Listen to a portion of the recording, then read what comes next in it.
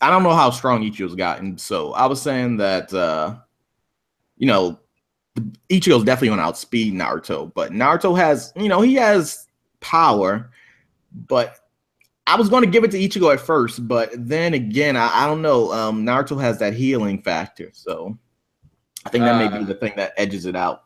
I don't know. I think Ichigo has a lot more. He has a whole bunch of forms at his disposal. He got like his Wizard form. He's got like his, I don't know, full burger form. He's got Quincy shit. I don't know much about Bleach. I don't know much after anime ended. Yeah, exactly. Yeah, I don't know much about it either. I just know after Aizen died, I was done with Bleach. Well, not died, but got captured or something like that. I was done with Bleach. I was like, I'm out. Let me get out. Aizen was a G. Got captured. That's it. But Ichigo versus Naruto, that's like one of the most old school anime. Yeah, fights. you know it's gonna start some wars. Yeah, it's gonna start something. See, Screw Attack know what they're doing. Screw Attack know what they're doing with this. Oh man, this is. I think it's good that they know how to get the fanboys raging, but I don't think that this is a good idea. Because, recently we had something kind of going wrong with apparently some Bleach haters attacking some major YouTubers with hacking and stuff like that, Really? Is it that serious? Is it that serious? People do them. I swear, I always hear something about Bleach fans. See, the problem is not that the Bleach fans are stupid or something like that. It's just that they have been rallied over the years, and they don't seem to accept the flaws of their show in a healthy way. They try to explain how it's superior, how it's awesome, how it's amazing, how even the dumbest flaws are explainable. And I'm like, dude, you don't have to do this. The show is enjoyable as it is. Yeah. Just live with the flaws. But no, they have been rallied, and now they try to attack, and it's kind of weird. It's sad, Yeah, like I like Bleach. I think Bleach has some like the best openings, the best character designs, and some good fights. But I was recently rewatching, I guess, the first season on Netflix, and man, I never noticed how much like they talk a lot before a fight or in the middle of a fight. I'm like, stop talking. that's one of the manga diseases. The fact is that in these kind of things, you can have whole panels about talking, and talking is a free action apparently. So so it takes a while. But that's not just Bleach problem. There are a lot of other shows that have this problem. So that's a lot of shonen problems. Yeah, especially if you have to explain specific powers a lot. Yeah. I'm just like, like I said, Screw Attack know what they're doing. They're gonna get the fanboys riled up. They're gonna get more people talking about their shit. They're gonna get more likes more likes and dislikes up, so they can stay relevant. They know what they're doing. Yeah. So who y'all got taking it? I'm gonna say Ichigo. I'm gonna have to go with Naruto on this one. Like, I think we just know, we know more about Naruto a little bit more. Yeah, I really don't see no outright weaknesses, but either one can exploit. Mm-hmm. Like I said, the thing about Naruto is that healing factor. What was his healing factor? Like remember he just freaking did some Jesus stuff and grew Kakashi's eye back. Yeah, guy could have died, but he healed his heart or something. I don't know. He just did some crazy stuff. I'm like, what? So okay, my cards are on Naruto because he has more inner unity with a QB. That's my intent, because I think Ichigo is too splintered inside and has too much different internal conflicts to deal with.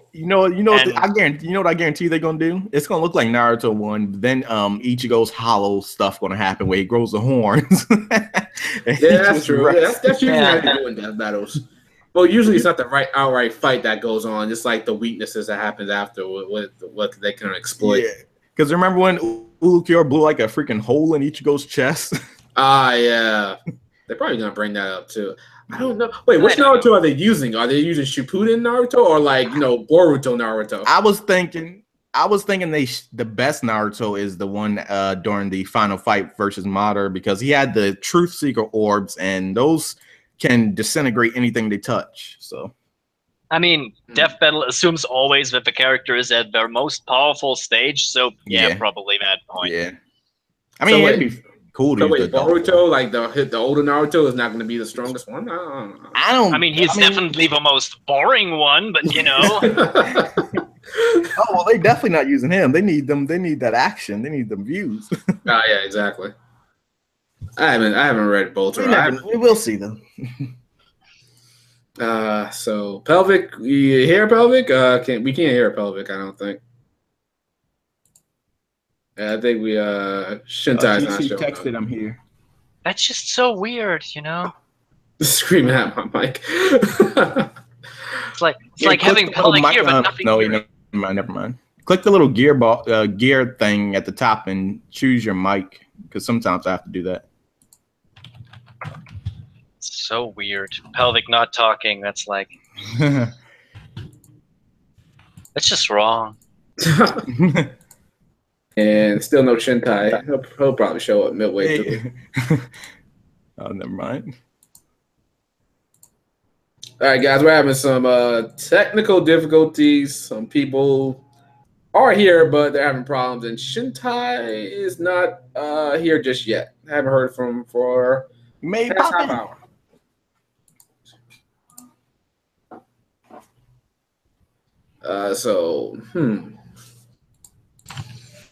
Therefore, boredom, not that early. We're just about to get started right about now, because I think this is pretty much it.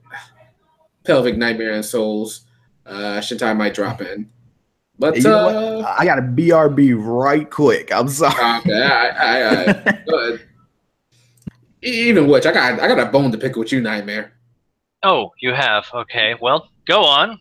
Well, let's do it. How dare you tell me that Brand New World is decent, is okay-ish? It has nothing to do with the quality of it. It has something to do with the fact that I had to hear it for this long time. It's just, it's draining if you have to deal with One Piece openings over 4 years or something at the time. It's just, it just drains, It's not the quality of the song. It's just overuse. Wait, Brand New World? Wait, how long did Brand New World last for you guys? 4 years. 4 fucking years. How is it 4 years? There was only like 12 episodes in the anime. It was like the shortest opening. It was not only 4. It was not bad. It was a bit longer. No, the big problem is just how the production cycle for German television works sometimes. And if nobody licensed the shit, it can run in reruns eternally. So I had to deal with it a long time. It's actually a really hard time. And okay, so you're just tired of it. You just I'm just tired of it. It's not a bad song by any standard. I think One Piece has way worse openings in my opinion at some points, but this is not one of us. Oh yeah, definitely. The opening with the war arc, that was, I think, was the worst. That was stupid. I don't know what they were thinking. Like, you have this epic war, and they just is it working? Oh, I did it! Oh, snap! I'm a genius. I'm sorry. Go ahead with your One Piece bad selves. Go ahead. Hey, guys. I did. I'm so proud of myself. I'm sorry. Okay, continue. I did not mean to interrupt. I apologize. It's good to hear you. Good. Yay. Okay, go on. Yeah, go on, Hammer. So yeah, but this arc in itself is a good arc. It's just that, this opening is just so meh. I don't know. I think Brand New World completely emphasized what One Piece is: the friendship, the action, the struggles. I think that's Brand New World. Even the German opening, I thought like the song was good. I think it was called what, D Rise Begins or something like that. I used to listen to that too. I used to listen to all versions of Brand New World. Around that time, I was a rabid One Piece fanboy. Like, you couldn't reason with me.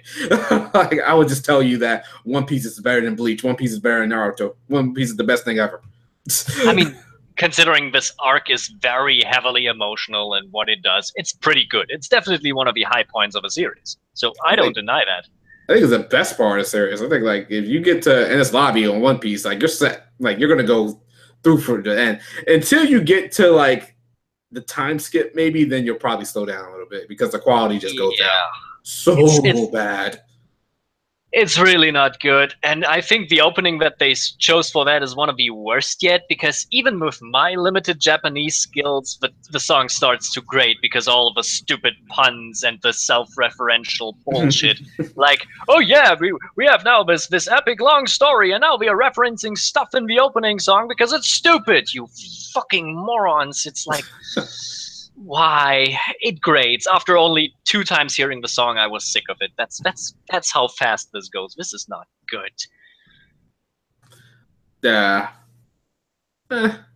It's like, yeah, it has degraded, and considering how Toei Animation has run down the animation itself to a point where there's really not actually there. It's only sometimes watchable, and how long these episodes and arcs are going. It's like, why would you even adapt less than a chapter per episode? This is ridiculous. But it's like you really can't. It's almost at the same time you can't really blame Toei Animation because they really have to stay in line with the manga. They can't be too far behind the manga, otherwise people will stop watching.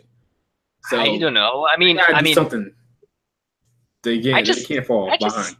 I just say I would rather have another filler arc. Believe me, I'd rather have a. See, the problem is filler arcs are probably most shit, but at least they give you breathing room. You don't have to follow the show vigorously if you don't want to, and sometimes filler arcs can be just fun, you know. Explore something new, or just showcase what other characters do, you know. That's true. Some people don't like fillers, that's why, and they'll just stop watching outright. And then I know. Toei will see the ratings drop, and they'll be like, "Fuck, we gotta get back to the main story." I just say they should switch to a seasonal version of it. It just doesn't work anymore. Yeah, like Boku no Hero. I think Boku no Hero works perfect as a seasonal. Like I wouldn't have anyone to let. But you know, that's how it works. And you know, Shonen Jump doesn't produce arcs; they just go along with the shit, and Toei Animation just follows suit nowadays. So, I mean, it could be worse. The animation has not reached the terribleness of Dragon Ball Super, so I'm fine with that. Wow, that could be a whole other discussion. We could talk about Dragon Ball Super. I mean, let's be real here. The animation of Dragon Ball Super doesn't nearly look as competent as it has been before in the show. I mean, the last couple of episodes with Jiren, the Jiren fight, it looked pretty good. I mean, yeah, it can look pretty good, but just look at a general episode of, let's say, Dragon Ball Z, and you see so much more passion, so much more work going into this. And it's like, I mean, yes, CGI animation has made Japanese animation way cheaper and way more efficient. But if you really want to have this as a workforce, you know, Dragon Ball Super is the workhorse of anime, and it just doesn't look like it should be. It's kind of a shit show, you know. This is the representation. This is the thing, and they're not really doing it justice. That's what really pisses me off, you know. Pelvic, you just got done with Skypiea? Oh, she's not around now. I mean, I'm surprised. I'm surprised anybody can get through Skypiea. I'm just like ridiculously surprised about that. Like, I actually think Skypiea is not that bad. I like it. I like it a lot, actually. I just think it drags on a little bit too long with all the backstories and the episodes about what's going on with Dawnfall and stuff like that. It's just like it drags on for a while. But that's people dropped it. But I think that's more a problem of the anime than actually of the manga. The manga goes through it very quickly, actually, and that's true. Yeah, pretty well, and it's good for the world building. That's alone something interesting.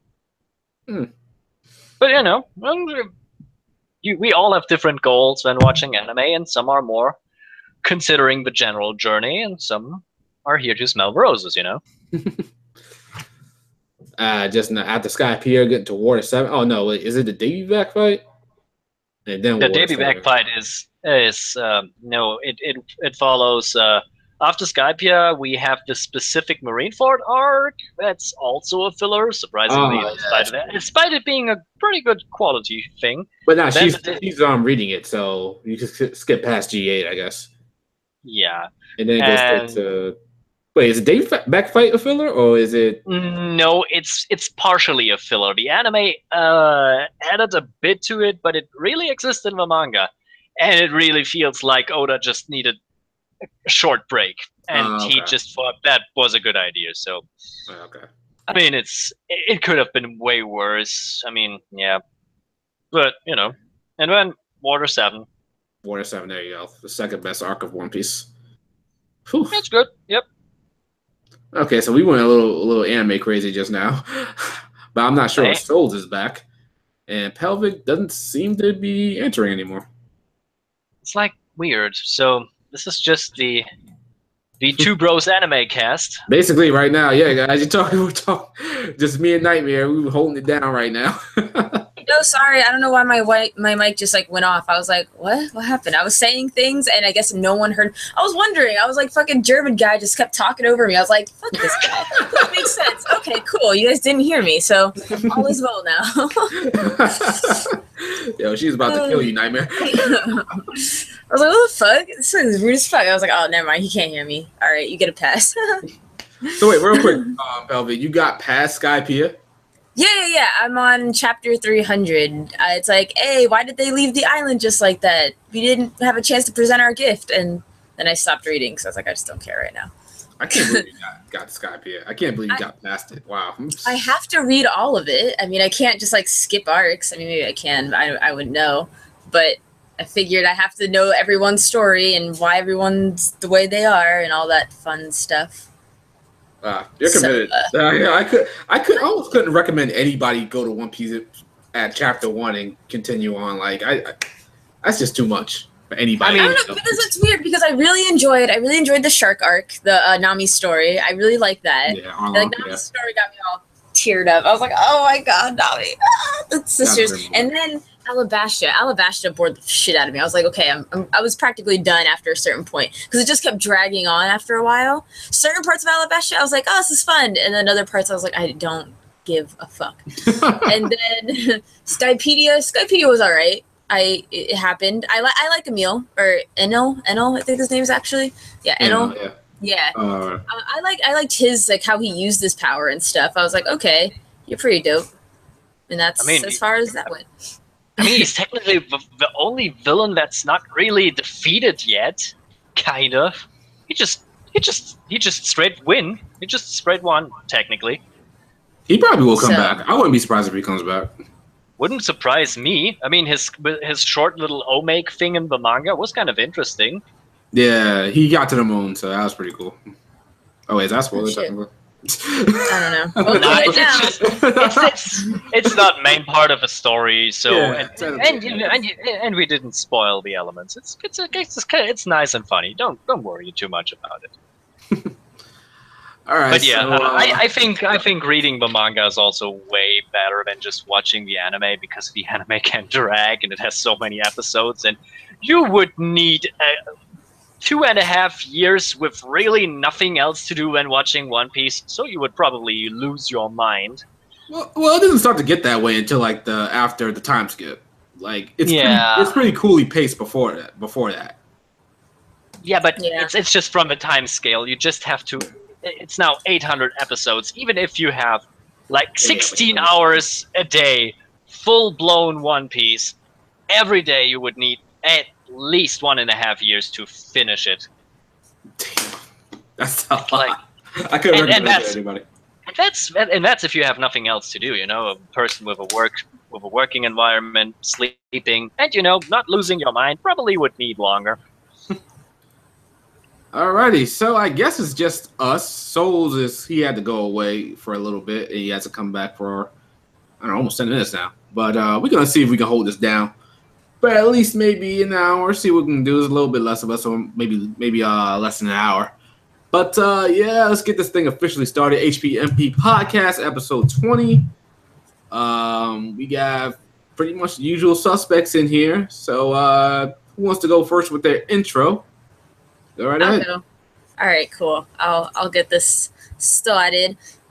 Hey guys, my name is Lady Pelvic with Pelvic Gaming, and I review a lot of particularly JRPGs and platformers. I'm really excited for Mario Odyssey. Just beat Final Fantasy VI, so that was a throwback. I wanted to see why everyone revered that game as like some godly JRPG. I understand why now. I don't think it's not bad. It's not bad. I'll still stand by Final Fantasy IX all day, every day. Fight me, but. I will fight you. All right, fuck it. Like the thing is with Final Fantasy VI, there's nothing intrinsically wrong with that game. I just enjoyed Final Fantasy IX better. That's all. That's like where I stand with that. Does that make sense? So I'm not going to say it's a bad game because it's honestly not. It just pissed me off a lot. What parts did it piss you off at? It's called the Tower of Cultists or the Tower of Fanatics. I fucking hate that dungeon because you can only use magic, which is fine. Okay, cool. But the thing is, you will die. Like if you don't attack first and they decide to use, like the enemies decide to use magic that attacks your entire party, you'll die. But another problem was I was level like 35 when in that tower. I was like level 35 when I was in the World of Ruin. You're supposed to, you know, probably be level like 40, 50. Yeah, I remember that. So I was level 35. So that's why I got my ass destroyed. Like, holy fuck. But, yeah. So it's partially my fault, but I'm still angry at that. Just, I don't think you understand how angry I was. Because I, like, got the item at the top, which is great because it allows you to cast dual magic, which is awesome. Give that shit to Terra, Ultima, everything. But, like, on your way, you can't warp. You have to climb up and climb down. And when I climbed down, this happened to me twice, by the way. When I climbed down, I died because these fucking monsters used their fucking super skills on me and just destroyed me. And I was just so angry. I was so angry. Wait a minute. So it's fine. Was that an optional dungeon? Yep. Yes, it was optional. Oh, okay, that's what I thought. Because I don't think I remember even doing that myself when I played Final Fantasy VI. Oh, no. It was optional, but let me tell you. Dual magic. Ultima twice in a row. Quad 9. It was fucking... Oh my god, I was decimating. It was a beautiful thing. But that's... Yeah, see, okay, people in the chat know what I'm talking about. Thank you. The Tower of Fanatics. It was Hell's Tower on Earth. Thank you. So I guess that was So I guess Kefka was really easy. Oh, I didn't know I beat Kefka. Like I saw him like disintegrate when I beat him, and then I was like, oh, there's probably another final form, right? Nope, that was it. I was like, I quad 9'd the shit out of him, dude. Like I took no prisoners. Oh my god. Holy, I whooped the You guys should have got that because I remember having some trouble against Kefka. I think I died about 5 times on that guy. No, I beat him.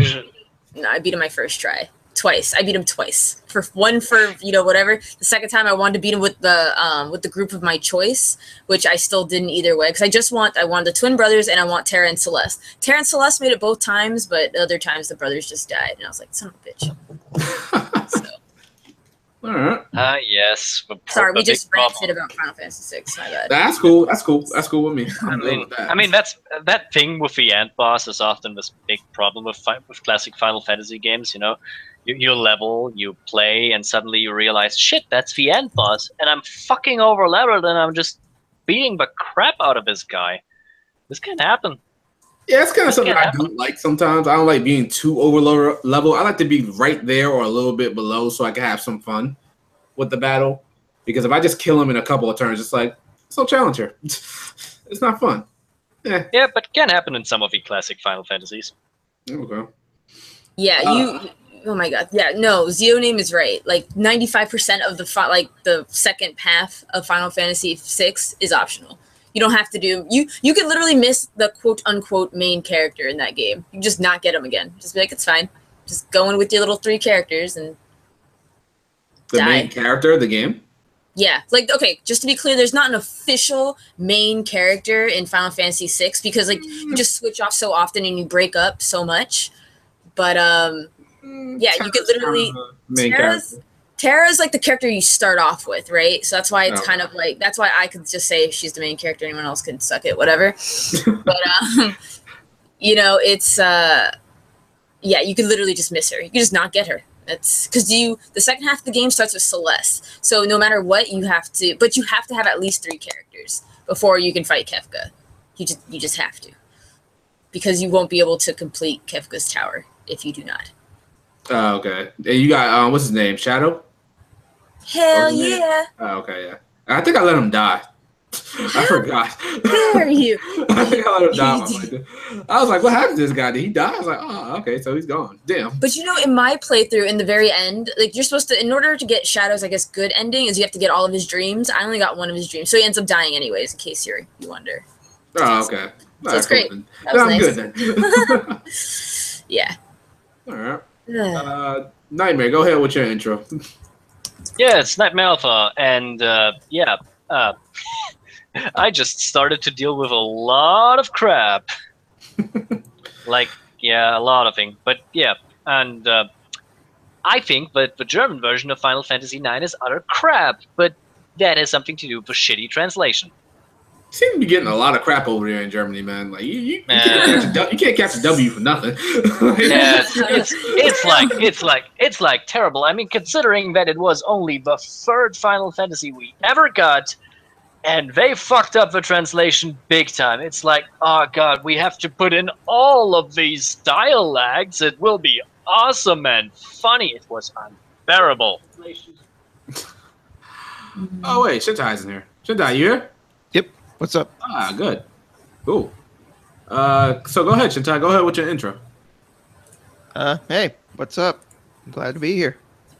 The most low-key intro ever. Really, seriously. I love it.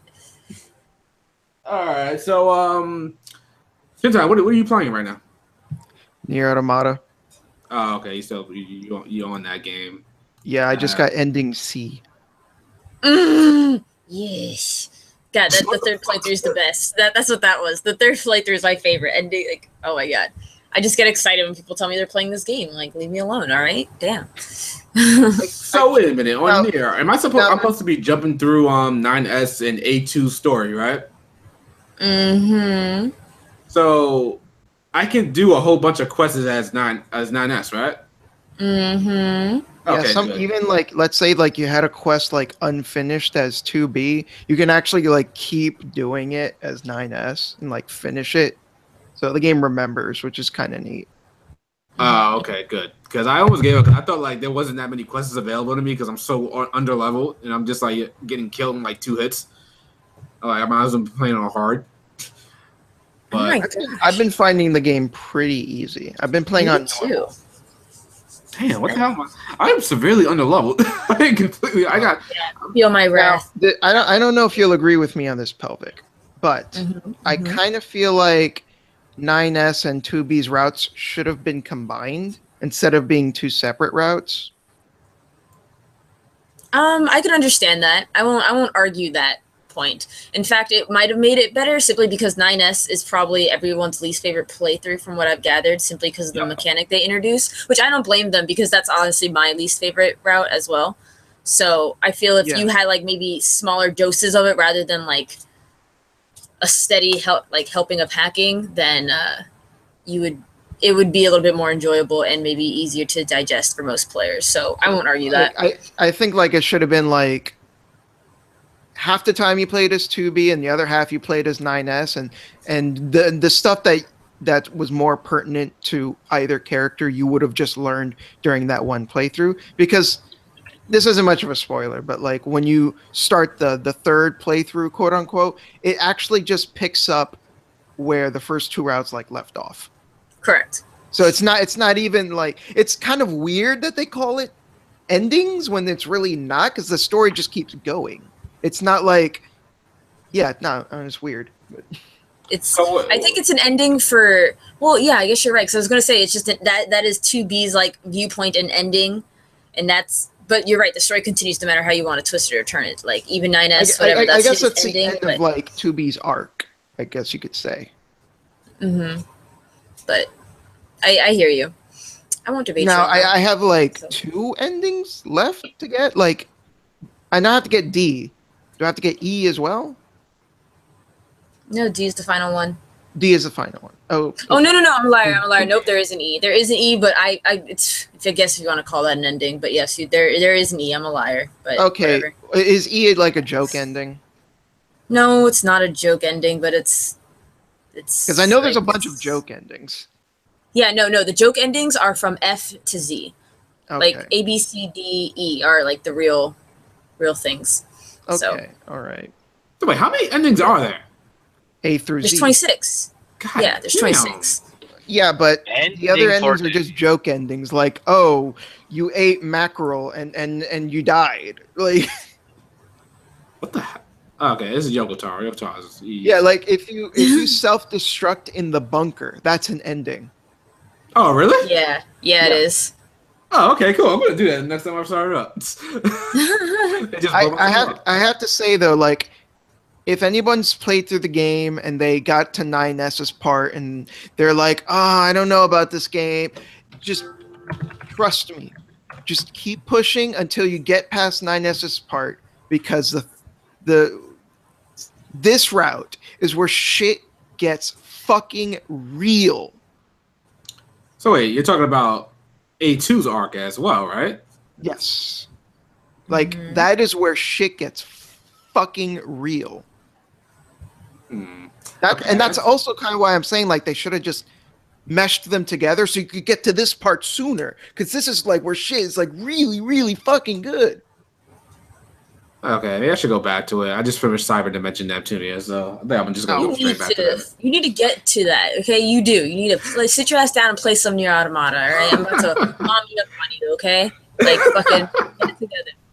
That, and I guess we should probably start after we do. Do we do all introductions to everyone? Because we probably should get to the first. I'm pretty sure we did. Souls not here, so we're going to get started with the topics. First thing I want to talk about is what's going on with Neogaf? Shit's dead. We're dead, bitch. What is that? What is Neogaf? I've never even heard of it until today. Oh, it's just this website. It's like a forum site. For some reason, I don't know why, but it became kind of big, and it's a site where even like game developers would go to and like interact with players and stuff. But like you couldn't just be a member. I think there was actually like a probation period and shit like before you could become like a full member. I don't know why. Damn, that's a lot. But it had like a lot of like people posting rumors and like leaks about stuff, and they turned out to be true. Yes, that's true. So wait, there was shit spoken about the person who runs Neogaf? Yeah, so the owner of Neogaf apparently did something pretty... should I just say what he did? Yeah, go ahead. Of course. All right, Come on. Okay, so basically, I guess he went on some trip with like this girl or something, but this girl already had a boyfriend, and he knew this, and she was taking a bath. They were like sharing a hotel, and she was taking a bath because she wasn't feeling well. I think she got drunk or hungover or something, and he got butt ass naked and hopped in, and he's like, "Hey, what's up?" And she was just like not having it. What the hell? He didn't. From what she said, you know, it didn't go any further than that. Oh, but God. But it was still like, what the fuck? Like, he basically hopped in the shower with her, you know, especially, you know, while she was feeling sick, which just makes it even a little worse. And he knew that she was with someone. And because of the guilt of that, even though they didn't actually do anything, the guilt, like, you know, the boyfriend that she was with, they ended up breaking up because of how it, you know, how guilty she felt, even though, you know, it wasn't her fault and she didn't do anything. And just recently she decided to come out about it. And now everyone is like, well, fuck this guy. Like, it makes it worse. Is like he's kind of a hypocrite because he speaks out against this kind of thing only to be a fucking hypocrite. Wait a minute. The fuck? You know what? He shut down the whole site just because of that? Yes. So because everybody like turned on him and they're like, yo, what the fuck? How could you do this? And yeah, because of this scandal, the site is on lockdown. What the fuck? It's weird. I know. You shouldn't have to shut down the whole site because of that situation. But like, to be honest, it doesn't surprise me. It's like this is the hipster lifestyle, you know, talking about how much better you are and being the biggest scum in the process. Just the usual business for a hipster. Gross. Okay. Well, damn, that's what's happening. Because I saw like all of this like blow up on Twitter. I'm like, what is? I've never even heard of this site. You know, so what's going on? But okay, well, now you've got the lowdown. Yeah, appreciate it, Shinten. That was just weird. Yeah, that is really weird. So now, like, how is it affecting the gaming industry in terms of like, or just I guess people can't talk to these developers anymore, or can't they just go on Reddit? I know I don't really go to the site, so I mean, okay. I think there was a little more to it than that, but yeah, okay. I'm not totally sure. I mean, it shouldn't have that much of a effect on anything with That's Reddit around. Yeah, I don't think it's going to have a huge effect, but like at the same time, Neogaf was considered like not an important site, but it was somewhat influential. Like Shadow said before, a lot of leaks came from there, and a lot of those leaks ended up being true. So it had its influence. Yeah, it might be as big as GameFAQs, maybe. It's funny because I saw like people on GameFAQs going, "Hey, Neogaffers, don't come here. We don't want you." You ruined that side. Don't ruin this one too. So GameFAQs technically is a cesspool as well. So I don't know about that. Hey, yeah, what's not a cesspool on the internet? The internet is a cesspool. There's just some places that are dirtier than others. Hey, I like the dirty places because at least they're honest. Yeah, you got a point about that. All right, so Star Ocean 4 is re-releasing in 4K, full HD. Yo, who is copping this game again? Anybody? I mean, I would. I really would.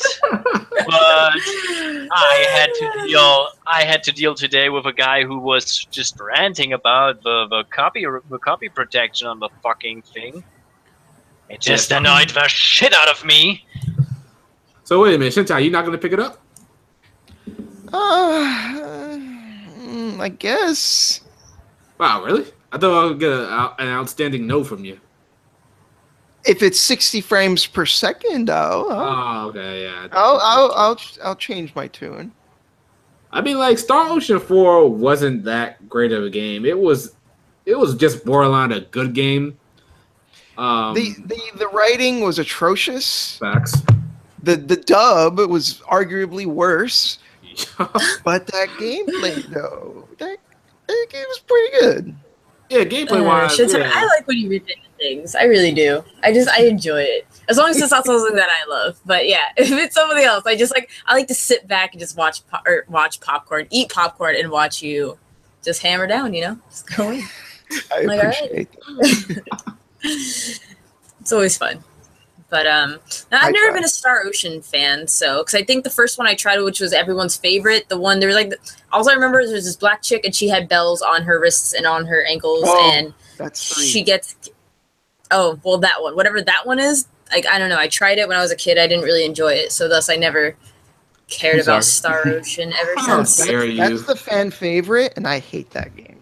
Yeah, I don't know why. Well, what's going on? I mean, don't get it twisted. I've only played the beginning part, so hey souls. But yeah, I've only played the very first part. So I don't have a hardcore opinion of it. I just didn't. I don't think I also understood the gameplay. I was just very confused. So maybe if I gave it another shot, just Star Ocean in general, another shot, then maybe I wouldn't have some kind of disdain for the series, I guess. There are some good games in the series. Just definitely don't play 5. The newest one? Yeah, don't play 5. Don't do it. I've heard terrible things about it. I was like, which makes me sad because it looked kind of fun. If you like hearing me rip into things, you can watch my Star Ocean review. I do a lot of ripping in that one. Cool, noted. Yeah, that's a good one of his to watch. Thank you. Noted. But I seen that one. That was a pretty good one. Oh man, you're making me blush. I mean. You needed a lot of lube just to get the fist in here. Good lord! Oh my! I get that king white jelly. It's like, ooh, so much butt hurt. So yeah, Star Ocean 4K full HD. Nobody really cares. I mean, for me, it was a fun game. I didn't really care too much about the story. It was just fun. The gameplay was fun. The story was really meandering. There wasn't really much of a point until towards the very end where it's like the universe is in danger, I guess. And it's like, okay. There was some pretty cool things they did in the game. Concept-wise, that little thing they had with the ears where they can understand other alien languages. I think that was pretty cool. That was Star Ocean 3 as well. Oh, it was? I don't remember that. I'm pretty sure they had something in their ear so they can understand everybody else from different planets. Yeah. Hey, so is this the PS3 version that's getting the 4K or the 360? It's PS3 version. Okay. Well, I mean, both versions are basically the same. The PS3 version just has the Japanese voices and it has an updated UI. So Yeah. I mean, it's nice to have that, but to be honest, the script doesn't change, just the people who speak it.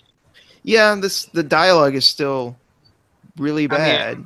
I mean, if you like that real life movements, if you like that kind of dialogue, oh, I hate the little real life movement. I just don't understand how Star Ocean 4 can get a freaking HD release, 4K, whatever, and Tales of Vesperia is just sitting in the corner. Like, oh my God. I don't get it. I don't understand. Like we're in the wrong timeline for Star Ocean 4. Blame Bandai. I don't get that. Yo, one of the biggest problems I have with Vesperia is that it's locked at 30. If we can get an updated port, bump that shit up to 60. God. That would be beautiful. Shit. I really want to play Vesperia over again. I think I gave it a lot of shit. I don't know why when I first played it. Really? Yeah, I gave it a lot of shit. Because I didn't like the story. Awesome. Well, it's not the strongest story in the series. But I think the characters are some of the best, though. The characters are really strong. Mm-hmm. That's something. No, that's another thing I didn't like about it. I didn't care about the characters as well either. Really, dude, yeah. Yuri is a fucking badass. Well, Yuri was the only one that I liked. Despite being eye candy, I think what's her name? Judith? Was it Judith? Yeah, Judith. Yeah. I didn't really care about her that much. Exactly. Like I didn't care about her either. Like I just put her in a different, more revealing outfit, and I just used her, and that was pretty much it. I didn't care. I think it's the way she came into the party. I think she's cool, but I just think the way she came into the party was kind of weak.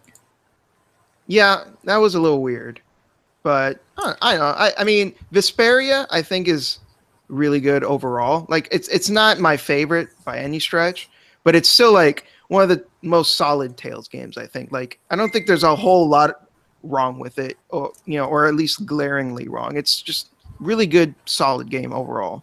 Yeah, I can agree with that. What is everyone's favorite Tales of game? Just like no explanation. Just what is everyone's favorite? Abyss. Go down the list. The best, definitely the best. Abyss. What is? Sorry, I'm still working through Tales of Vesperia as my first, and I can't have an opinion here, so. Okay, so anyone else? Vesperia would probably be my second. I'd probably say. No, what's everyone's first? First, probably. I was about to say Eternia. Oh yeah, Eternia was real good. Just because I haven't played it. See, Grace's F was my first, so that has a special place in my heart. But I also really like Abyss. I like Grace's F. I like Abyss, and I like Exilia. Yeah, that's how it is for me in Eternia. That was my first Tales game, so it's probably Eternia. Even with their little awkward arts. The translations. Grace's battle system was lit. But yeah, Grace's battle system was lit, but the power of friendship theme, I didn't care for that at all. Like you lost me on that one. No, yeah, okay. I give Grace's some slack though with the friendship stuff because a lot of people forget this, but it was originally released on the Wii. That's true. Really? True. I still don't care. I don't know. That's not an excuse. I mean, it is. You can't go with the power of friendship. That seems kind of wrong. You know what's crazy? The Wii had the way I see it. The Wii has more children that play on that console, so I think they made the conscious decisions. Like, you know what? We'll make this a little more kid friendly. That's it. Hey, it was the most shonen out of the Tales games, I think. This nigga. I think now you're giving me shit. Nah, it was the don't most. Get me wrong. I'm not saying the story is great or anything. I'm not. Don't get it twisted. All I'm saying is I'll cut it a little more slack because it was clearly meant for like a younger audience than a typical Tales game. That's all I'm saying. I love Tales of Graces, so you could fight me, okay? I love that game. That's probably the best combat though. Oh man, I can see the Nintendo fanboys raging right now. Oh god, no, I loved it, and I love King Richard. Oh my god, he was gorgeous. I like he didn't do much.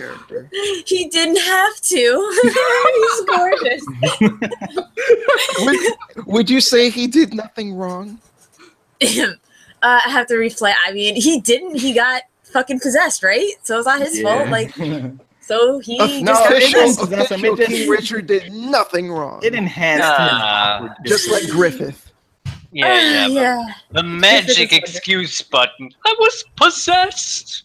Oh, exactly. That's what I mean, he was though. He was. Yes, damn. But Get off his come nuts, on. man. No, it's just there was more to it than that. Like, I haven't played that game in a long ass time, so I really have to replay it. I just remember loving the ever living shit out of King Richard. I was like, "You're my child now. I love you." Hey, you know, I actually want that game to come to PC just so I can have an excuse to replay it again. Actually, I'd rather play that than play Star Ocean 4. Like, forget that. I agree with that. That's a fact. Because like if the battle system is the best thing about Graces and the battle system is the best thing about Star Ocean 4, I think we can agree which is the better one. Adam. Okay, so God Eater 3? Yeah, we can move on to that. Yeah. So God Eater 3. Is anybody gonna get that? Souls, I think you're gonna get that, right? Yeah, I'll get it on PC. Oh yeah, PC. What about you, Pelvic? You know, I've never played God Eater in my entire life, so I'm debating like if I should watch the anime of it or if I should play it. The anime was actually pretty good. It was. So I actually really enjoyed it. And you know, Ufotable did the animation, so woo, God tier. Or as they like to say, unlimited budget works. I mean, it had some problems. The big problem was that they run into some production issues halfway through it, so it's a little bit choppy. I mean, from a production schedule, but nowadays we don't have to deal with it anymore. By the way, Pelvic, Ufotable did the anime cutscenes in Xillia. Just to give you. Okay, that's okay. Okay, just so you know. Okay, that's not. I don't think any Tales of game for that I've played had bad anime cutscenes. I mean, it clearly wants to be an anime. Fuck that game. So first, fuck that game. Why the fuck's this Phonia 2? Oh my god. Why would you even bring that up? Now I'm offended. I had a friend of mine who called it Tales of Syphilis too. Well, it was pretty awful, so... Can we please stay on target, please? Okay, so God Eater, go ahead. God Eater. I'm willing to get it, provided it brings a lot more to the table. Because God Eater 1 and 2, I guess by nature, hunting style games are repetitive. You go out, you get materials, you kill big, fat monsters, I guess. You go back to the base, you make more stuff, and rinse and repeat for the most part.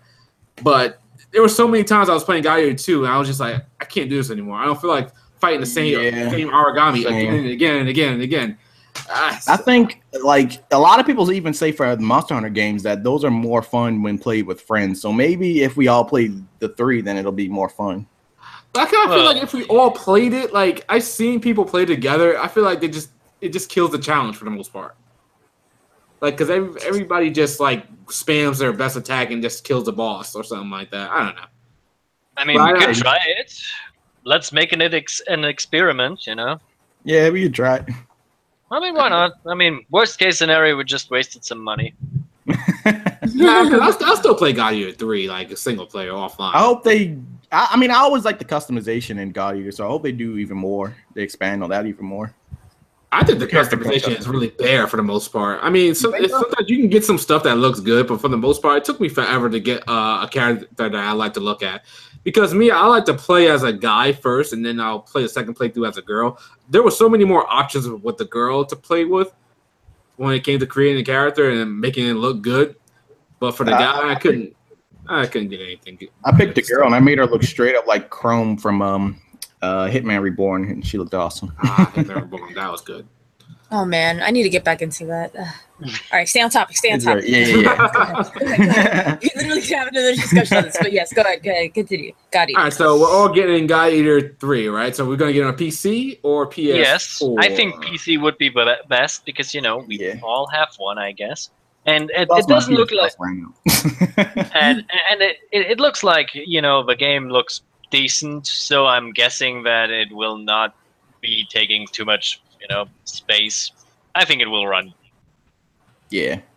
I mean, come on. I can play most ports of PlayStation 4 games. So and basically this is one. So I guess this will run. All right. So we going on God Eater for now. So this is a question I think that I've been wanting to make my own video for, but I haven't gotten around to actually doing it. Do it, bitch. What? Oh my god. We just went 0 to 100. Oh my god. I need y'all to chill out. Jesus. Jesus, man. I tell that to everyone. When everyone's like, I feel like doing something. I'm just like, fucking do it, bitch. Come on. Fuck, I wasn't ready. Woo, I was not ready for that. Okay. Woo. So the question is, do you guys think JRPGs are being developed more for Western success in mind than they do? I know a lot of Square titles are, Square Enix titles are. Yeah, but that is more. 15 turned out the way Yeah. it did. Yeah, but here's the thing: Square Enix just needs the money. They can't sustain themselves anymore. Their budgets are exploding. They need the Western market, or they die. That's just how it is. Succeed though, for the most part, in capturing a more westernized style in their new 15. I think a lot more people started playing Final Fantasy 15 more so non-JRPG fans. Final Fantasy 15 might as well have been subtitled "The Quest for More Money." I mean, if a game series reaches that point, it's time to drag them behind the barn and put them out of a misery old yellow style. There's no other way to deal with that. Or just start releasing remakes. They should do that shit. Yeah, they should have. But it's not just with Final Fantasy 15. There's a really niche JRPG like Demon Gaze. I read in an interview that if it didn't do so well overseas in the Western market, there wouldn't have been a Demon Gaze 2. So that was kind of. I actually can see why they do that because a lot of companies in America want to get into that specific market. So some companies just buy up the licenses and translate them on their own. So technically you don't do it as your own company, but you wait until somebody scoops it up. And that's what they actually speculate on. And therefore they appeal to a mass market in America and can get some easy money with that. This is the same how anime works these days. So why not do it the same here? So it makes sense. That is true, but I don't know. I kind of feel like some games are being developed with Western success in mind more than they are for just normal Japanese people. Because, that's why the reason I like JRPGs because they're from Japan. They're more Japanese than anything. But moving some things like Final Fantasy, I guess it's still Square Enix. Final Fantasy VII Remake, they're going with the action-based route than they would do a turn-based, but. What I find kind of funny because the hardcore gaming crowd actually has no problem with turn-based and often turns to turn-based games. So I don't know what they're doing here. I think the Western market really likes action combat. I think they do too. Huh. It's just instant gratification, But the question is, what do you? Can you give me another title? Square Enix is doing their usual stuff. Have you another example for me? I think Trillion God of Destruction was another one as well. That I think they were looking more at Western sales than they were at Japanese sales when it came out on PC, I believe. Yeah, but the fact is that the port was relatively good made, and they had not too much to do with it. I don't know. It was already halfway decent successful on the Vita, so I don't know. I don't see a specific Western appeal to the game because there are a lot of Japanese elements in it. So I don't know. Well, it's not even that because people are really dedicated to their Vitas, even though that thing is dead. So they'll just buy any game that comes out for the most part. Yeah, there is a hardcore Vita, I don't even know what to call them, community, I guess. Vita boys? The hardcore Vita boys. It's sad with the Vita. Man. Vita's pretty much done. Well, speaking of the Vita, I think Sony came out and pretty much said that they're done with handhelds. Yeah, they said that, but the Switch pretty much came in and was what boy? And it's oh, okay. They just scurried away. They didn't even scurried away. They weren't even in the room. That's Vita's just not relevant at all. Damn. Poor Vita. I liked the Vita. The Vita had a lot of potential. It did. I think the Vita would have been better marketed, like the Switch was. Just started calling it the portable PS4. If they started doing more PS4, not just JRPGs, but more like mainstream PS4 games on the Vita, made them like lower res or something, I think it could have worked. That's true, but then you probably would have split the market up. Hey, yeah, it's true. I mean, people like the portability. I mean, look at the Switch. That's what people. It's true. It's going crazy right now. It's true, dude. The portability is absolutely amazing. Like the fact that I could just take Breath of the Wild and just walk off, was awesome. And now I'm gonna do that with Mario Odyssey. Fantastic. And I really like that these like big, hard-hitting Switch games are kind of pushing like explore, but also you can go literally outside and explore, quote unquote, yourself with these like games. I don't know. It's kind of. If somebody jacks you for your Switch. I swear I'll fucking punch someone. This is a fucking game. It kind of is. Do you guys think the Switch will continue to have this momentum going into 2018, or is it gonna just start to die out a little bit? I don't know. I think it's weird. I think they'll still keep going because one, they're doing a terrible. Like they're getting better. They're getting better at stocking it, but also that's because people are getting it more, so there's not like getting a stronger demand for it. But like I still think it's gonna be going strong. They will still have some big titles coming out, some notable titles like Octopath Traveler, which I'm so excited for. Yeah, so excited for. Amazing. Oh my gosh, the demo was phenomenal. Yeah, like I haven't paid attention to a little dialogue story like that in a minute. Right? It was just like. And I think one thing I really liked about Octopath Traveler, sorry, we're getting slightly sidetracked, is how adult it was. Yeah. It wasn't very like when they were like, "You're nothing but a whore." I was like, "Oh, slap the W!" Like, wow, especially on a Nintendo console. You wouldn't expect that kind of language from a game with sprites. Yeah, exactly. That, and like they were, I just feel like they were a little bit more like rough with the writing in terms of just like direct, no bullshit. You're a whore. Yeah, no bullshit. No like, oh yeah, he went around the corner with this girl. Like Teehee, like nope, he's getting his dick sucked, fam. Like this is what's happening. There you go. They're not drinking grape juice. Yeah, exactly. Stuff like that. And I really enjoyed that there wasn't any punches pulled, where it didn't cross the line of so much like, I guess being exceptionally crude or offensive, but it was still like, oh, we're using some mature language on the Nintendo Switch, on a Nintendo console, Yeah. So I don't think that we get enough of that, frankly. So getting more risque. I like that. Very much so. Very, very much so. And because developers are saying they want more risky games on the Switch. I saw more risky games in general. I think a lot of games nowadays like tiptoe around certain things, like they imply it, but it never is like, this is coming from someone who I like really, I guess it's like raunchy stuff. I'm just like, just throw it on the table. I don't care about your fucking, like Game of Thrones. Hold on, I'm not going to, that's a bad example. I was about to go in. I'll back up. But anyways, point is, I just like my shit risky and raw and uncut. Like, that's how I like just fuck. We're talking about games, by the way, just so we're clear. If anyone's dropping what is happening right now? What is this? Whatever. All right, I'm done talking before I get myself in more trouble. There's only so much I can take when it comes to that kind of stuff. Like, I'm open to that stuff all the time, but it's like, when it's just put in there for the hell of it, I just get completely turned off about it. I don't know. That's fair. I mean, approaching the things from a realistic and interesting side. We're all adults, or at least we pretend to be all adults, and then and we want to have some more adult themes. Why not? I mean, dealing with adult stuff and not just with the, we have sex, We have sex is easy to have. I mean, I know that I have a lot of R-rated games, but I wouldn't call them necessarily adult, if you know what I mean. There's a difference between something being dark and something being actually mature. Yeah. That's true. Okay.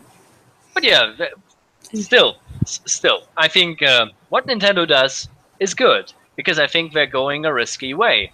The problem that I see is that they might run over some things. I mean, let's just say that people have really big problems with the way how Fire Emblem nowadays works, because, not everybody is fine with a shipping/waifu simulator. Yeah, but that pretty much saved the series. Yeah, yes, but isn't that the most ironic, if not really, really shitty? I mean, you have to basically lose your soul, what everything that makes you unique, just to succeed at just not sucking. That's kind of that's fucked up, you know? Yeah, I mean, I enjoyed Awakening for what it was, but I mean, it really is not Fire Emblem. Wait, what makes it not Fire Emblem? Just because of the shipping and stuff like that? And the shipping stuff, the story in it is nowhere near the level of other Fire Emblem games. Fire Emblem games also are supposed to be fucking hard, and Awakening is piss easy. You can grind as much as you want. And let's see. There's like I'm probably not the best person to ask, but like I think those are like the main points. So wait, just ask here. Again, what Fire Emblem game should I start with? What is it? What Fire Emblem game should I play? Like, because I only played Awakening. Radiance. Path of Radiance. That one's fucking awesome. The only problem is it's pretty rare and expensive. So I'm gonna emulate the shit out of that. Which one? yeah. Okay, there you go. Problem solved. Yeah, fire up Dolphin and play Path of Radiance. And I after you're done with Path of Radiance, I think you will see there is a very clear difference in the writing quality in the story between it and Awakening. Okay, so after I'm done playing Nocturne on hard, I'm gonna play Fire Emblem Path of Radiance to see what's up with that. Yeah. Also, I think Path of Radiance is one of the few games where the scaling is not fucked up in a Fire Emblem game.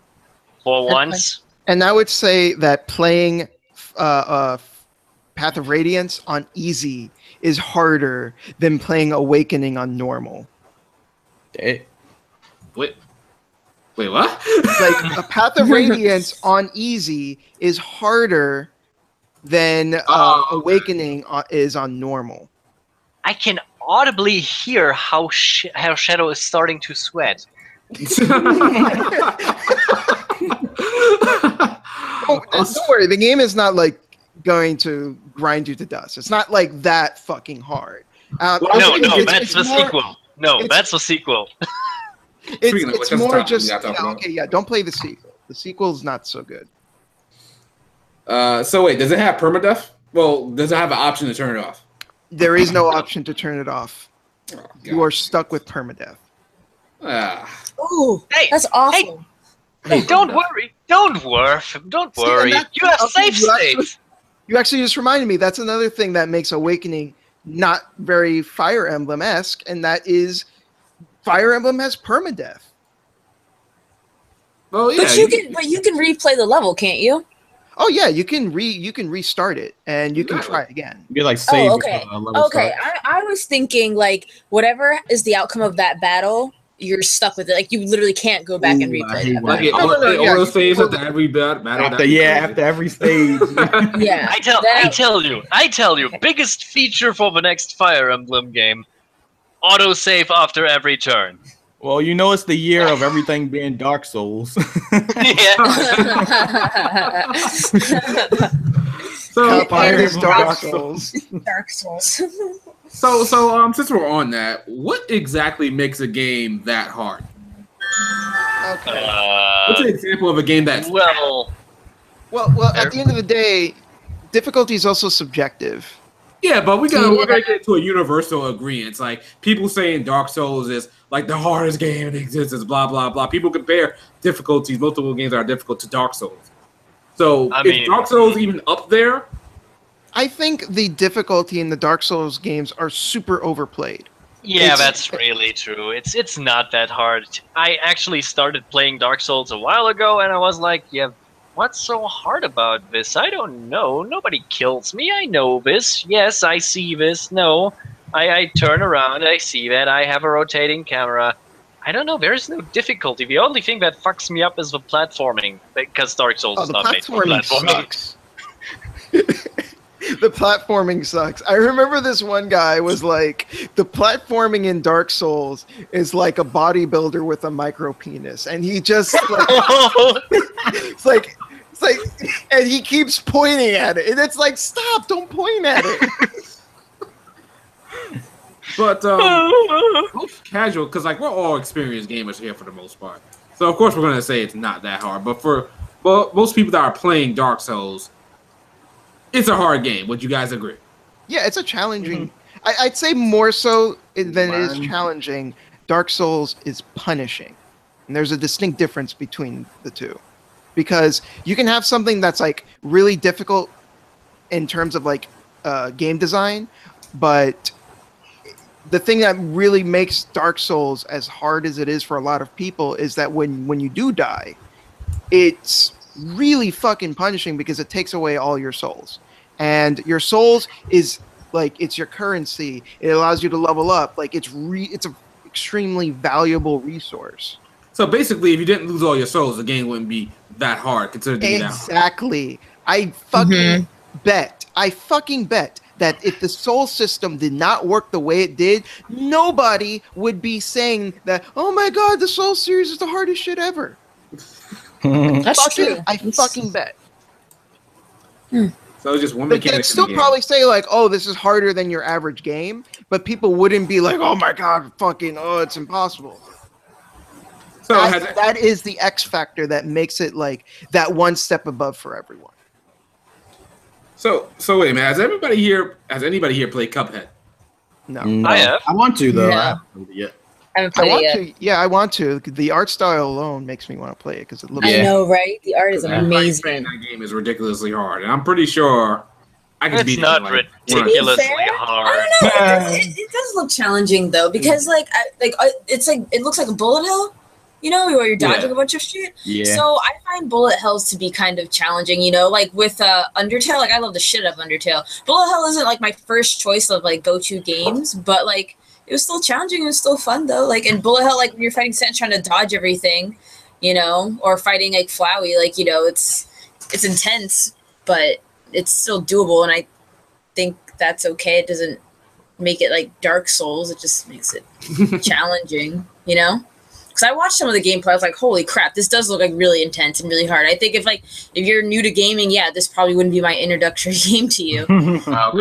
This reminds me when everyone was saying the new Crash Bandicoot was Dark Souls.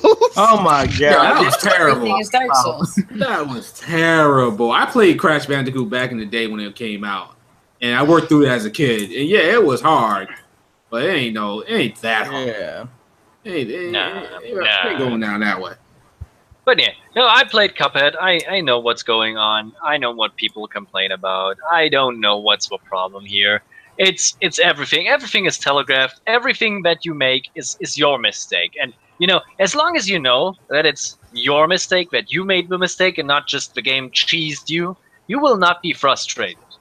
I know that out of experience. You will be might not say, ah, shit, I could have seen that coming, but that's all that you can do, you know? That's even more infuriating when it's the game's fault. Yes, that's the problem, you know? I've seen this, you know, these moments where your hitbox is too large and you get hit despite having dodged things, you know? Kingdom Hearts 1 on proud mode. Or these stupid shits where you have to platform things where they didn't properly have the collision detection on, you know? These shits where you fall through floors, or there's this one pixel you can stand on and shit like that, you know? This is infuriating. This is the reason why. It's like games from the past. It's like Mega Man games almost. Like Mega Man. I remember as a kid I had a problem with Mega Man 8. Like it took me forever to get through Mega Man 8, but I eventually got through it. Like if you just keep trying.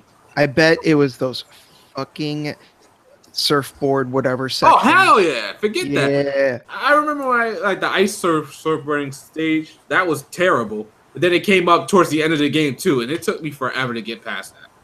And that's the reason why people hate ice levels, because the slippery thing is not under their control, and they feel like they make a mistake every time, and that's why they hate it so much. Because it's beyond their control, and that's so infuriating. I personally can deal with it, but you know, that's just me. I mean, you can't consider me normal. I like the Water Temple in Zelda. Hey, I like it too. It's a good dungeon. Worst dungeon in Zelda, in the game.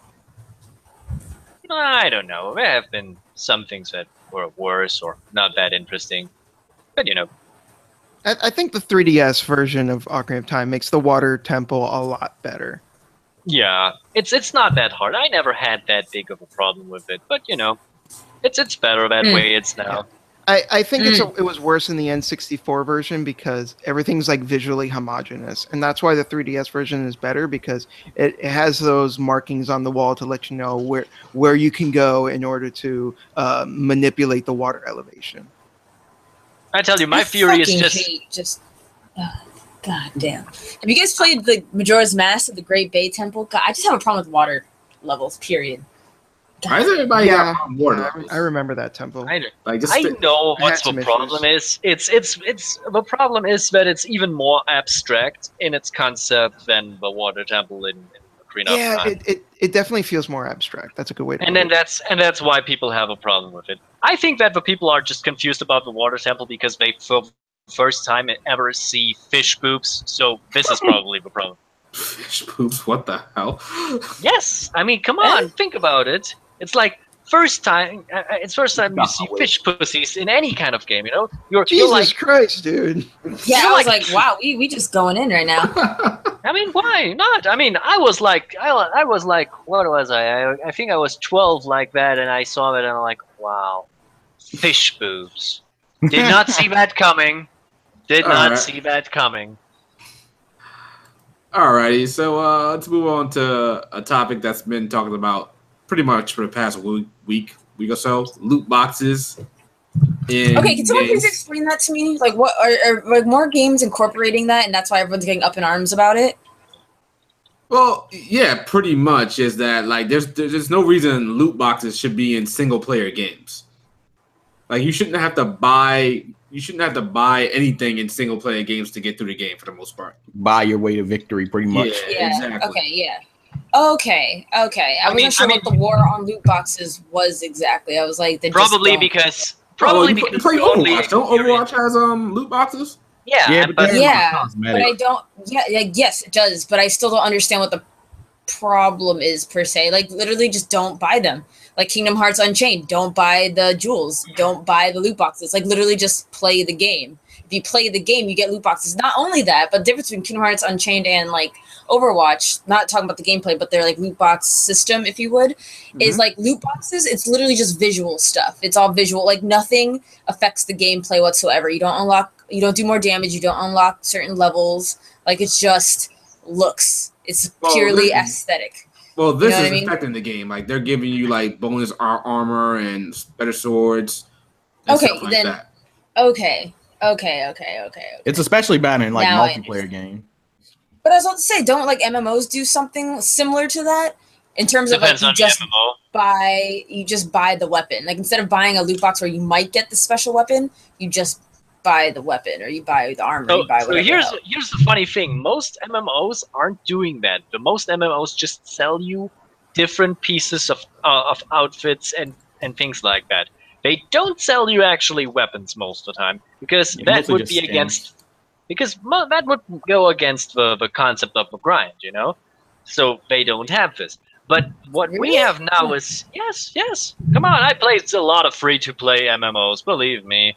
It's most likely, it's really never just about improving the gameplay with that or making yourself, you know, better. It's just that you look cooler or sexy or whatever. Yeah. I see. You know, but this is not what we have a problem with nowadays.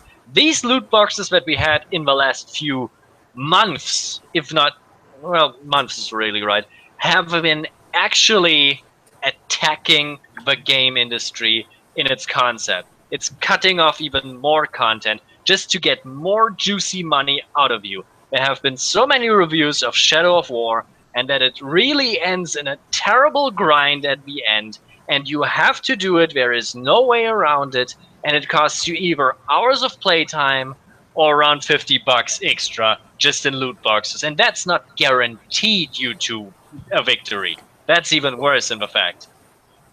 I don't know, for some people that are playing Shadow of War, they're complaining about the end, it's a grind fest. It's like, you actually have to play your game. Like if you want to get the ending, the true ending, as it were, play the freaking game. Like that's how I see it. Because I played Shadow of Mordor. I freaking love Shadow of Mordor. After I finished playing it, I just went back to it just to cut up orcs, literally just to do that. And I got a whole bunch of other stuff while doing that. So I think some people are kind of blowing this whole thing out of proportion. Well, I mean, I haven't played the game. I mean, we need to like see for ourselves how bad the grind is. Yeah. Yeah. Really judge the game itself rather than just postulate. I mean, it's not a natural thing, as far as I have seen it. I have actually watched playthroughs of it because I wanted to see it. And it's not a natural thing. It's not a process of, oh, you're doing just side quests, mopping up this specific thing. No. You have to return to it. You have to kill endlessly to grind hard. It's really just an extension of a game for no reason at all other than to go through the fucking end of the game. It's ridiculous. It's like if Persona 5 just says that you have to get 20 more levels just to beat the boss, you know? That's kind of bad. Wait, you don't have like access to the boss unless you're a certain level? No, you can go there, but you won't survive it. You just won't survive it. They actually have I'm still confused. Like, what actually the game is doing wrong? It's like okay, so the end of the game comes with 3 straight missions. There you have to defend your base. That's basically what you have to do, and all of your enemies using ridiculously overpowered units. And if you fail and die in this battle, you have to go back. Even if you're at the last of it, you have to go back to the first one. And in that process, you probably have lost a lot of your rare orcs. So it grinds you even harder. Then there is a problem with a type of enemy that apparently has unblockable attacks that allow you not even to block the follow-up attack, meaning that you can have instant death in this kind of situation. It's extra cheap. So it's pretty much unbeatable unless you put absurd amount of hours into grinding. And that's what the people are complaining about. This is really designed to fuck you up. Okay, so then where do loot boxes come into play then? Okay, so the loot boxes is it like so it bypasses them hours you'd have to grind to beat the boss, right? Just to give people an idea, it would be like if you played through the game normally and everything was fine, you got to like level 50, and then all of a sudden the game demanded, oh no, now you gotta be level 80. Okay, but then all right, sure, but like, where do the loot boxes come into place? Is that where you just so in Shadow of War, you build up an army of orcs, and these orcs have rarities, and that determines how powerful they are. Okay. And the loot boxes contain these orcs, and you have to you have to grind to get specific, very powerful orcs that are random drops in the world.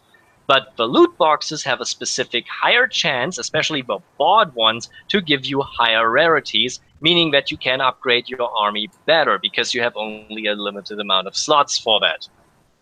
So you have to, if you want to win the game, you have to have a lot of these legendary orcs just for the fucking reason to win. It's not because you couldn't win. I see. You see what's doing it. Okay. So how easy or hard is it to just get normal legendary orcs just playing the game? Very hard. It's a random drop with a percentage of under 1%. Good lord. What the? Well, see, that's stupid. Okay, I do agree. That's fucking stupid. Come on now, because now you're practically giving them the option of like grind forever to get to this final boss, final dungeon, whatever, or pay up. Okay. Yeah. Now I understand. I feel like loot boxes aren't necessarily evil, but it depends on certain situations like this. I feel like this is kind of stupid. Like, oh man, in order to like beat this boss, you need these legendary orcs that can. That have the advantage against these enemies in Shadow of Mordor, right? But you have less than 1% chance of getting them. So now it's a very shitty grind. It's pretty garbage. That's garbage. Okay. I see where this anger of loot boxes, because I'm thinking in Overwatch, I'm like, you could literally just play the game. Like, it's just aesthetic. Fuck you. Yes. But if it affects the gameplay like that, okay. Yeah, those type of loot boxes, the aesthetic ones are the ones people don't have a problem with. It's the ones that actually involve you actually beating the game that people have a problem with. Yeah, okay. Well, that makes sense now. Okay, cool. And that's the problem. Same page. And the fact is, if this is successful, it could be included in other things because it's a part of a microtransaction cycle. And it would make a lot of money, probably, because, you know, people have this kind of addiction problem that comes in with if you improve it with specific gambling elements. Now, did this come with, just quick question, is this still like kind of in the same vein as why people are like, thank you for making single player games, or no, is this a whole separate issue? I think that's a separate issue. Yeah, okay, I wasn't sure because all right, cool. All right, I saw that pop out of nowhere. But anyways, back on loot boxes. Continue. So let me ask you guys: is anybody buying Shadow of War? No. No. I might get it if it goes cheap, like, you know, a sale on Steam. I might just get it because I really enjoy Shadow of War. I just don't. Same. I think I wanted because I really like Shadow of War. Shadow of Mordor. Yeah, I mean, if it's like on sale on Steam one day for cheap, then maybe. But yeah, I'm not paying. Yeah, otherwise, nah. Alrighty. So I don't even like Lord of the Rings like that, but Shadow of Mordor was amazing. Yeah. So Legend of Heroes: Trails of Cold Steel is having its highest, like it's selling like hotcakes in Japan right now. Awesome game. I mean, why not? Well, it's kind of surprising, really, with all the other games out in Japan right now. Trails of Cold Steel. Well, it's good. It's definitely good. Don't get me wrong. But I just can't wait for it to come out over here. I think it's the story. Like, people want to know what's going to happen next. It's like that type of thing. I heard the story wasn't even done. Oh, wait, you talking about 3 or 4? 3. Oh. I thought 3 was supposed to end it. Like, end the whole Cold Steel thing. Wait, it doesn't end at 3? That's what I'm hearing. It doesn't end at 3. Oh, snap. Huh. I mean, it's a good series, and you should not forget that it's technically a budget series that alone push it a little bit further. So, you know, that's kind of one of the gripes I do have with it, is that I really hope this game gets supported more so that they can increase the budget and just do, like, for instance, voice acting throughout the whole game. Yeah, I think I'm kind of spoiled by like other games. With all the dialogue and shit, it really needs more support voice acting. Because there's a lot of dialogue. I mean, some of it is really good, but other times it just drags on like crazy. Well, you know how it is. The Japanese have to be a little bit cheaper on the money side with the voice acting, you know. Let me ask you guys a question. If a game is like a low budget game, is that an excuse for it being bad? It definitely makes it more bearable if it has a lot of flaws because you didn't pay so much up front. But if it's outright bad, I would call it out for that. You know, an outright bad game should not exist or should be and a price tag that it's throwable, you know? Well, I wouldn't go as far as say bad games shouldn't exist. I mean, everything has a right to exist, even if it's bad. I mean, as a learning experience, it might be helpful, but, you know. Like, it's a difficult call. Just because a game has a low budget, does that mean the game is bad? Well, no, it's an excuse for it being bad. Or the excuse, sorry. Yeah. Yeah, I mean, there are some games that are made on a shoestring budget that are great. I mean, exactly. Cave Story. Yeah. I don't know how much money Pixel put into Cave Story, but like he made that game by himself, and that game is great. Yeah, but what happens when the game is bad? Is that an excuse because it had a low budget? I guess not, because if there are games that do have a low budget and that are amazing, well, how come they did it and you couldn't? Yeah, exactly. It's a skill management question. Did you have enough assets to finish the game in the first place? Did you waste a lot of other things? Can you do more to improve the game? Because gameplay doesn't cost you anything. Gameplay improvement don't cost you anything technically. You can tweak. It's just human resources that you have to deal with. And if nobody other works than yourself, then you don't have to pay yourself, you know? Just you can improve a game if you want to. That's my opinion on that. Because my thing about this is that the Hyper Dimension Neptunia games, they've been around since 2011, I want to say, and they're still terrible games. Yeah, and I don't know how they keep coming out with new. I feel like you just came out of rehab. is that I mean, the one thing I'm hearing is that they're low budget, so you shouldn't really care that much that the graphics are not up to par, or that there's frame rate skipping, or there's just bad game design stuff going on in the games in general. Is that it's a low budget game? And I'm like, nigga, they've been making these games for years. Okay, at this point, they don't care. They know that you're just gonna make excuses for them, and you're gonna keep buying games. Like, you're not demanding that this company even be a little better. What fucking excuse does Telltale have that all their games still run like shit? They don't have, because they are shit. That's all. So wait, is the Batman game pretty bad? I mean, I think. Oh, I have seen some things. It doesn't look good. I never played it, but I really liked The Wolf Among Us. I thought that was really good. Yeah, I think the Telltale games, like they may have gameplay flaws or technical issues, but for the most part, I think I haven't played every Telltale game out there, but they're pretty interesting and engaging games, or if you want to call them games. But the point is, like, for some developers, it's like, what the fuck are you doing? Like with Neptunia, they made how many games? They've even gone back and remade like 15 the first games game altogether. Like, and they're still terrible games. They're all there are slight improvements here and there. But here's my point. Here's my point on this. This is all on your own. If you keep buying the games, they keep producing them. You know. It's not the fault of a developer that they are shit. If you are buying their shit, Neptunia series. No. You're to blame. It's all your fault. I honestly thought because I was looking at Cyber Dimension Neptunia. I thought, the gameplay actually looks pretty good. Like this actually, they actually improved this time around. But no. I thought that too. When I looked at it, I'm like, the graphics look better. Exactly. The gameplay looks like it's gonna be decent. Exactly. That's what I thought. So that's why I was gonna give this one a shot. But no. How is that so far? Like, did it get boring? It's okay to get through it because I just finished it today. Yeah, you beat it? Yeah, I beat it. Oh, did it? But it's just like it's the same. It's like the same thing over and over. The game doesn't change for the most part. It's just pretty much press the X button to win. Damn.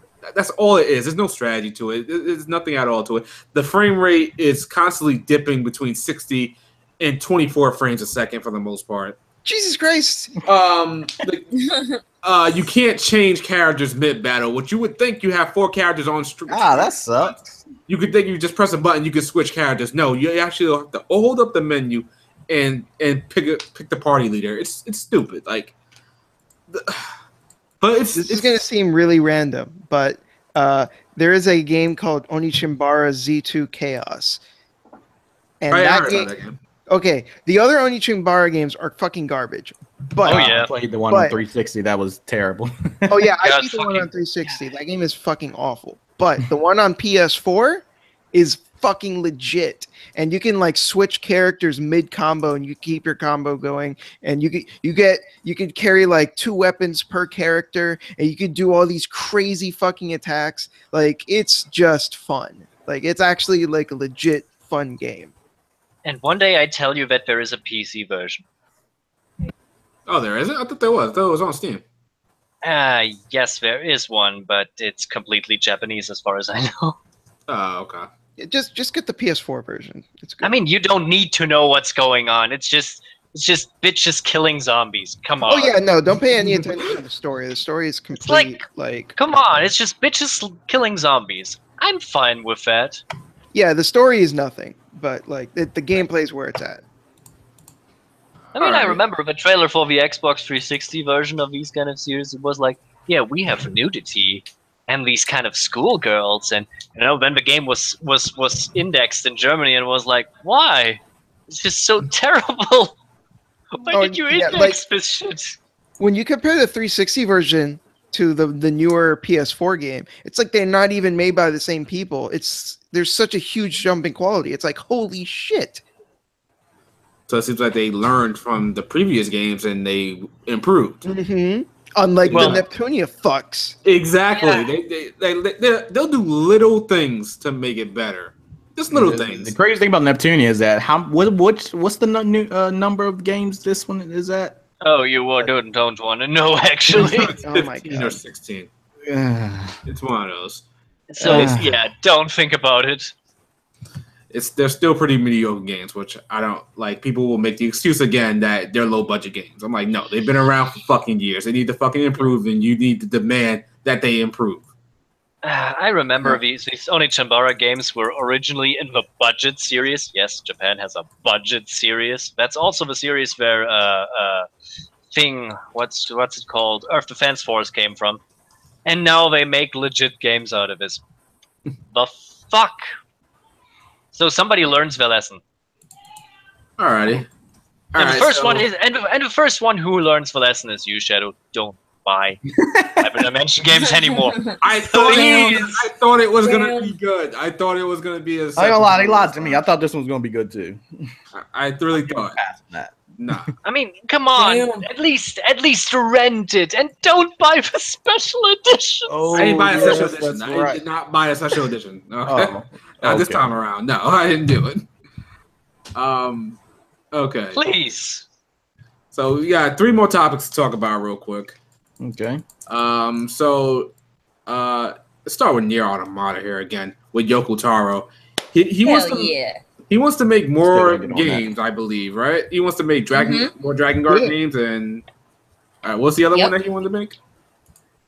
I don't know, but he wants to make an adult film though. What up? Okay, so what is going on with that? What the hell is that about? It's probably just a joke because he's a fucking weirdo. I don't know. I don't know. Weirdo. He's serious enough to make this through, and it will probably be an art film disguised as a porno. I'm pretty sure about that. Bruh, I'd watch it. I ain't give a shit. I'm gonna watch it. 100%. I'm about it. I mean, this is the same guy that actually wrote like a fucking stage play. Yeah, he did. Yeah. Stage play. So like for Nier.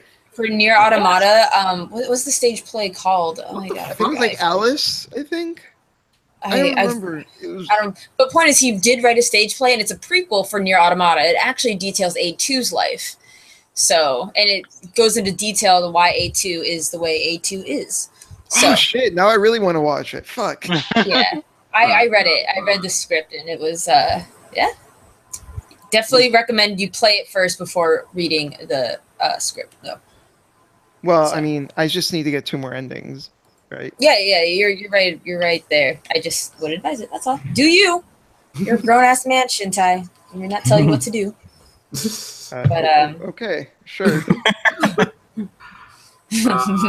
All right, so but yes, I'm excited for it. Whatever he's gonna make, I'm ready. I'm fucking ready. so he can do no wrong in you guys' eyes for the most part.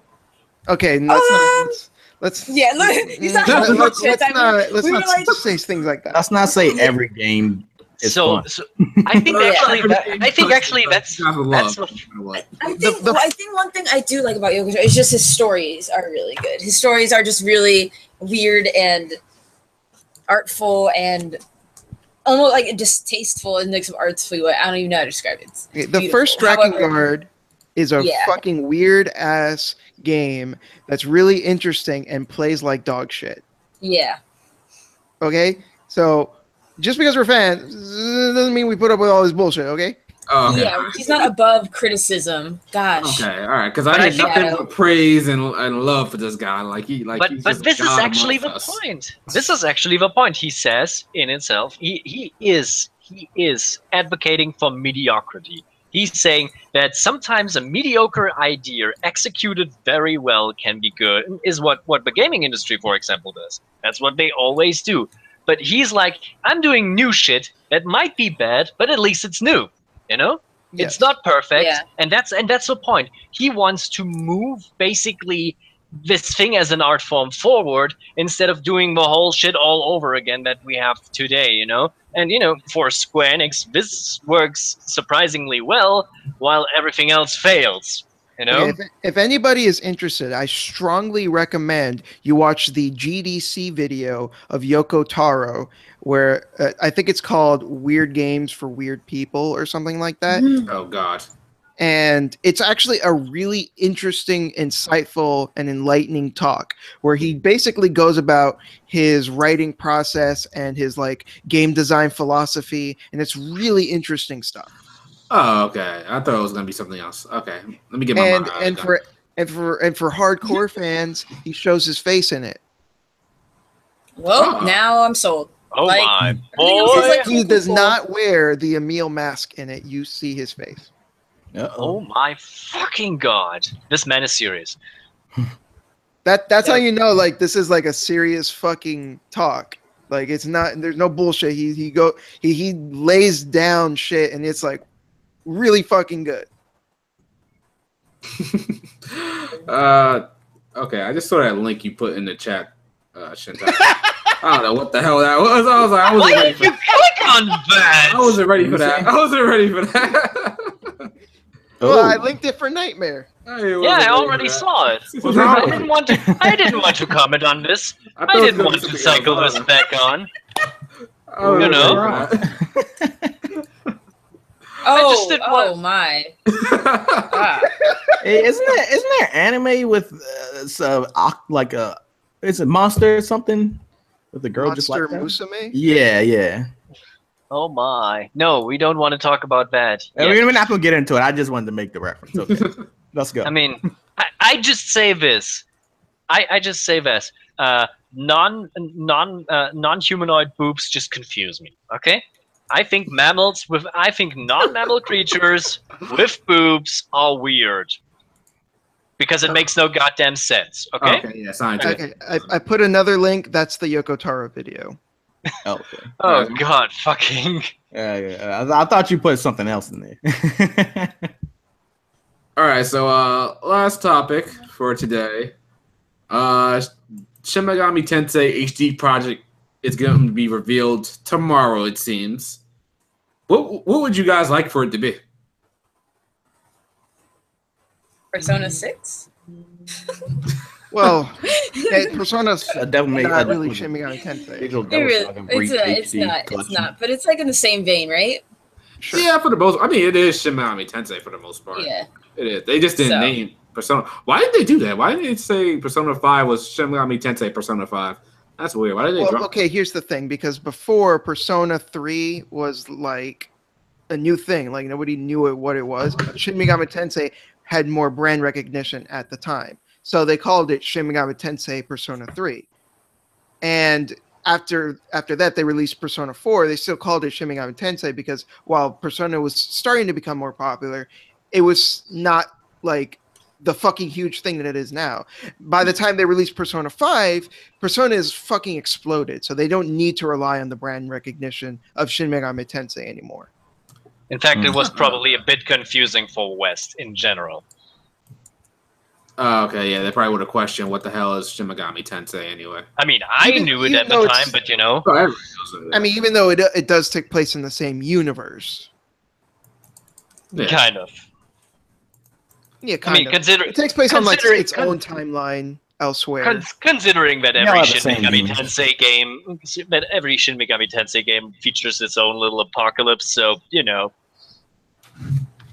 But I was saying, what you ask us, Shadow? I wasn't listening.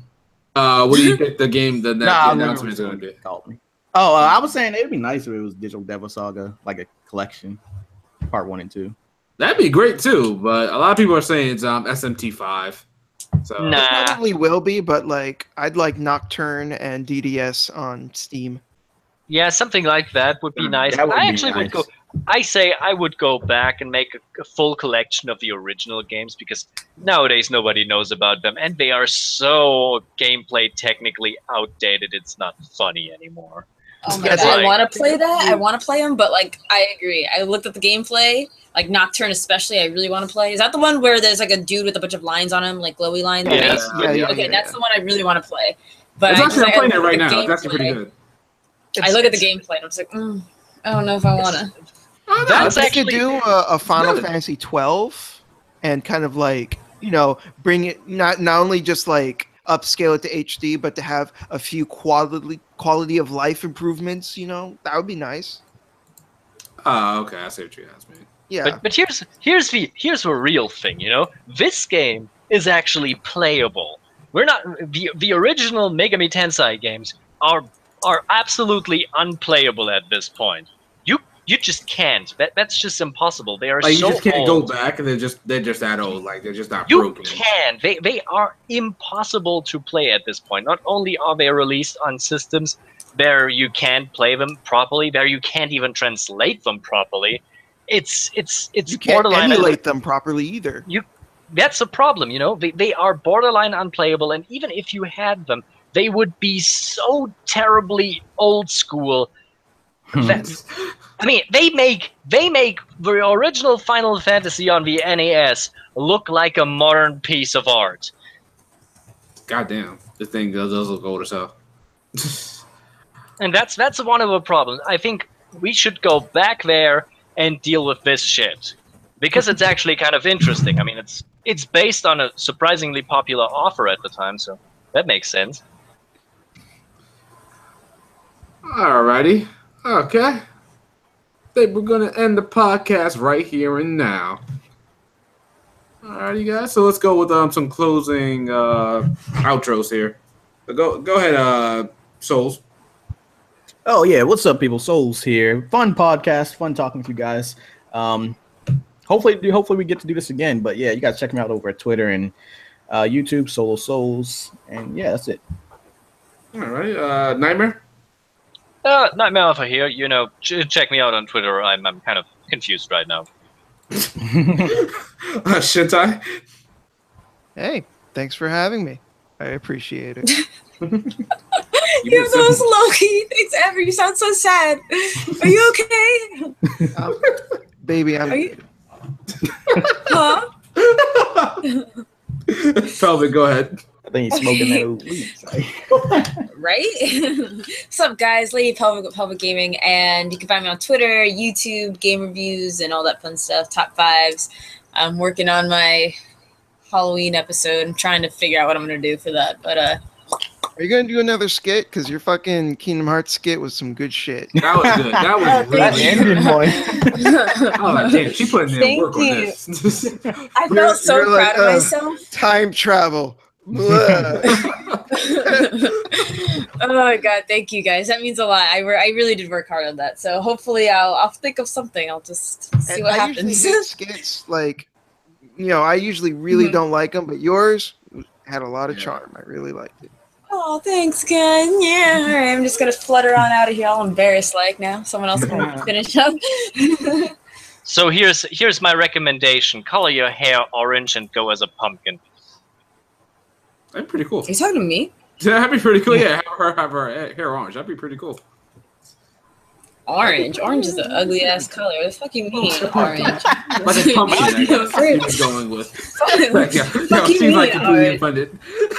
You know, I'm triggered.